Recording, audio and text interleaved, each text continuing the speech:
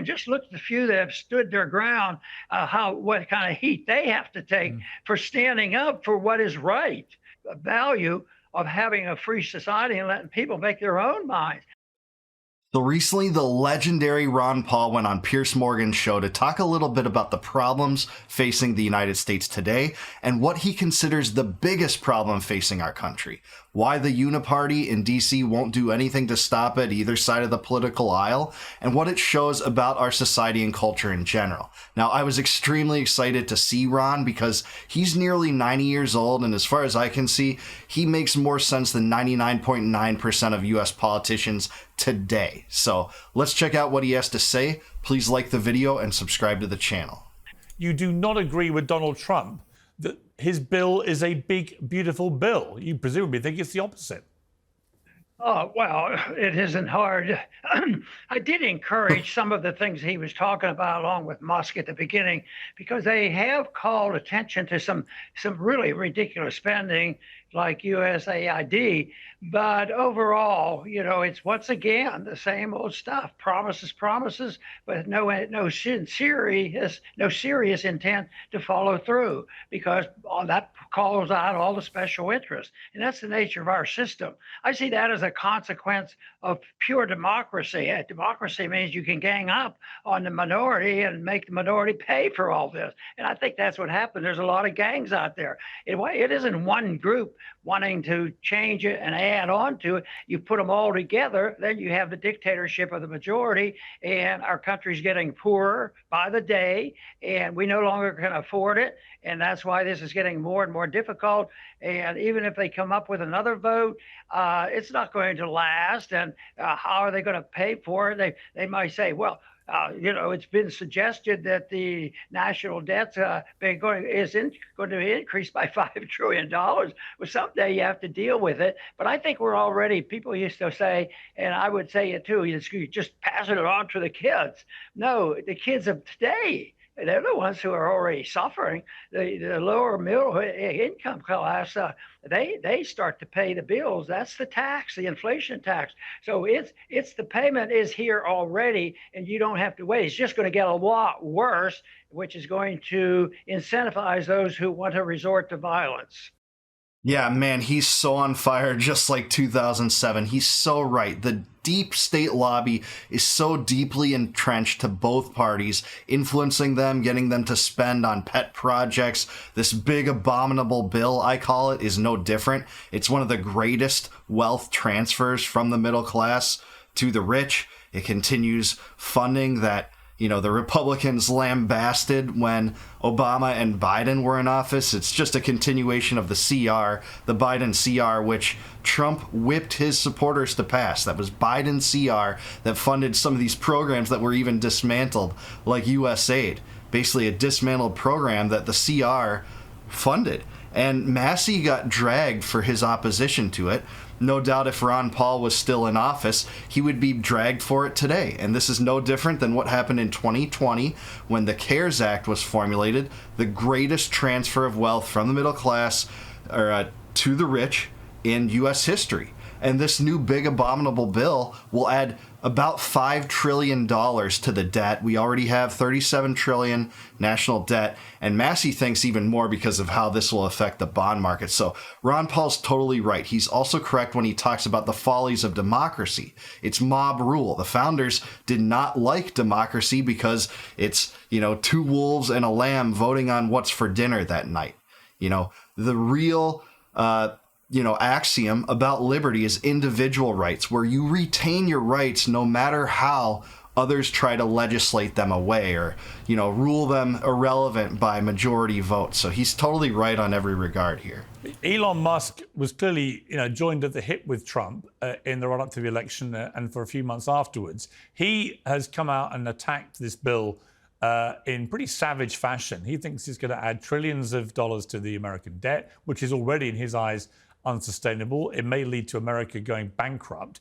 Trump, in return, says that he believes what it will do is stimulate the economy and that there will be economic growth, and therefore all the apocalyptic warnings about the increase to the debt will be overtaken and consumed by the growth. What do you say to that argument? Well, it's been around for a long time. It never really pays the bills. It might work here and there when you cut taxes and then they go, there's more people working and there's more tax income.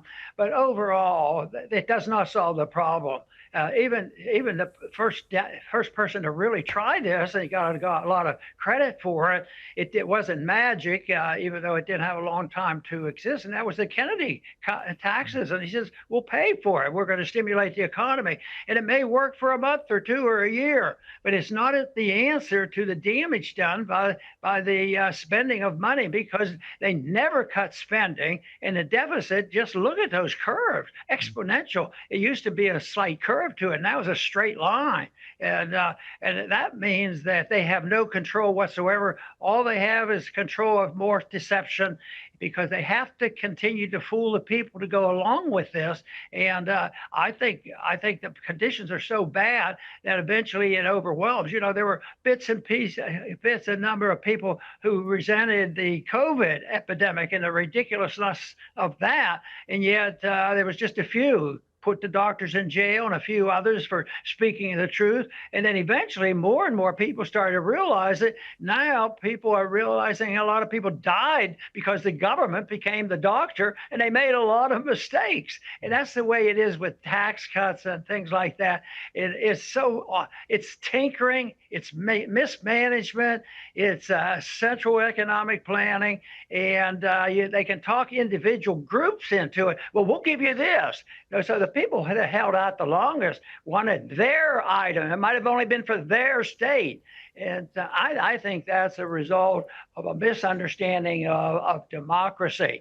You might have a democratic vote to pick a leader, but you don't have pure democracy if 51% says screw the poor people in the middle class, just print the money. They won't know what's going on. And then when the prices go up, wage and price controls, and we'll blame corporate profits. You know, the thing goes on, and it's a bipartisan agreement to go after this, because neither party right now could do what is the right thing to do, and that is cut spending.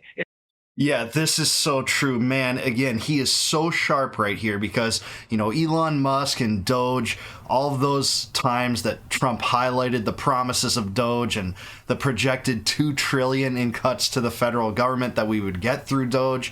Doge gets in there. They kind of tally up 150 billions worth of cuts, which already is negated by $1 trillion Pentagon budget, which, you know, Hegseth and Trump both boast about profusely.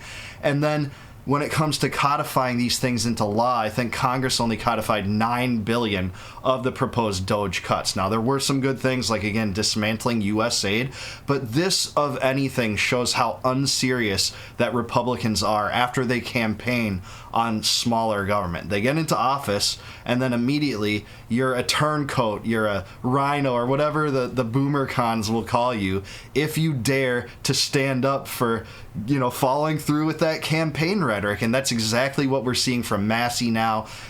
Thomas Massey opposing the big abominable bill, and guess what happens? Trump promises to primary him. He drags him on Truth Social. And, you know, just weeks ago, he endorsed Lindsey Graham. So this is what you get from Republican regimes. It's why Michael Malice says that conservatism is progressivism driving the speed limit. And Paul is exactly correct here. You know, the Lockean virtues upon which, you know, this country was established was on the fact that government exists to protect life, liberty, and property. It's not to plunge the country into debt, saddle posterity with shackles that are financial and can't be broken. And Paul is totally right about this. It's not going to happen, but the liquidation of all this malinvestment and all this debt will occur, because we're in the middle of it getting started, and that is debt is being liquidated by paying it off with cheap money. People say, well, let's get a mortgage now and we'll pay it off this kind of money. And that's what the government likes the inflation, because they can just print the money, and the real debt in a way goes down when they do that, but it causes economic chaos, a lot of anger. I think the biggest threat is the breakout of violence, because the wealth distribution becomes so unfair.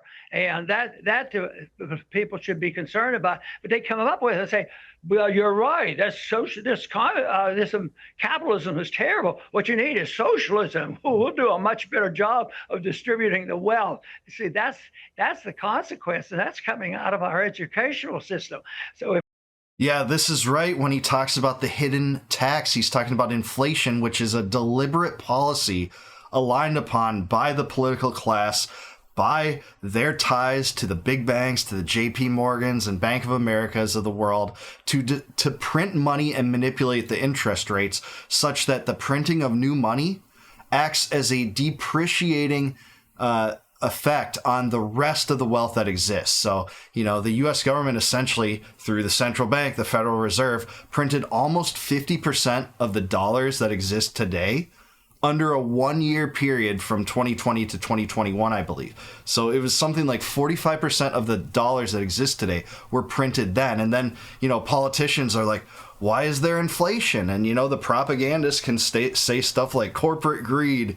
All the corporations in the world decided to suspend all of their greed impulses until that moment by which they wanted to hike up prices. But really, this starts with the central planning. And I'm not for any kind of corporate subsidies whatsoever, or bailouts, or any of that TARP nonsense or CARES nonsense that we live through.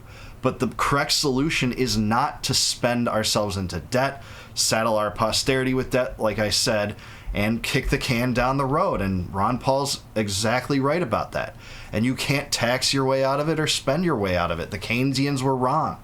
The entire 20th century is an indictment upon that mentality, and it's spilling over into this century too. If we don't reverse that, and more people understand the value, the moral and the economic and the value of having a free society and letting people make their own minds. It's science. Oh, they say that's daydreaming. Yes, it's also daydreaming, but it's also the best way if you're looking for peace and prosperity. Yeah, Elon Musk went into Washington bright-eyed and bushy-tailed, believing that Republicans were serious about debt. He campaigned on it with Trump, committed himself seriously to Trump, to helping get out the vote in Pennsylvania, supporting Trump in so many ways. And then he gets into Washington and he realizes the whole thing's a sham. And you saw how he's broken down in Twitter and expressed his frustration in it. And that's a frustration that lots of us have had for a long time. He's even gone so far as to say, hey, we need another new party that cares about this. So yeah, that's where we're at. This is a bipartisan affair. When you take the party of evil and the party of stupid and do things that are both evil and particularly stupid, this is the result. It's always debt, central planning, taxation, grand wealth redistribution projects, usually from the middle class to the wealthy in large part. And then you're a turncoat if you dare to complain about it. That's what we're seeing. President Trump has had a number of political wins in the last 2 weeks. That's undeniable, whether people agree with him or not. He's had wins. Where do you find agreement with him? I mean, for example, you don't believe in foreign wars. Trump doesn't believe in waging foreign wars. He's pretty well solved the problem of the seemingly unsolvable southern border. Am I living in the same universe as Piers Morgan? He literally launched a new foreign war last week in collaboration with Israel, and even tanked U.S. negotiations that were ongoing with Iran to do it. So I think Piers is living on a different planet than me with that setup for a question. What framing? That's insane. Crisis. The numbers of people coming in illegally on the southern border have dwindled to almost nothing under Trump in just a few months. Are these things where you can see common ground with Trump?